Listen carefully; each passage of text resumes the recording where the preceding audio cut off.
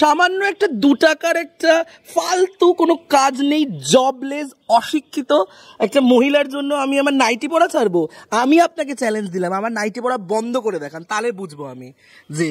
আর একটা কথা ভীষণ হাস্যকর, মানে এটা তুমি বললে আইনি নোটিশ আসবে, আমি এই কথাটা বলতে চাই যে দেশে, যে রাজ্যে তিলোত্তমা বিচার পায় না, সে দেশে নাইটি পরা নিয়ে কেস হচ্ছে, এর থেকে বেশি হাস্যকর জিনিস আর কিছু হয় বলে আমার মনে হয় না। ফার্স্ট অফ অল, এটা একটা ড্রেস, আমি একটা স্বাধীন দেশে বসবাস করি, আমি কি পরবো না পরবো সেটা সম্পূর্ণ আমার ব্যক্তিগত ব্যাপার। তো সেইখানে দাঁড়িয়ে পোশাক পরার উপর যে কোনো কেস হতে পারে, সেইটা হাস্যকর ছাড়া আর কিছু বলে আমার মনে হয় না। উনি নিজেও কন্টেন্ট করার ট্রাই করেছেন, বিভিন্ন রকমভাবে নোংরামি ওনার ভাষায় ভিডিও করছেন, দেখছেন কিছুতেই হিট হচ্ছে না।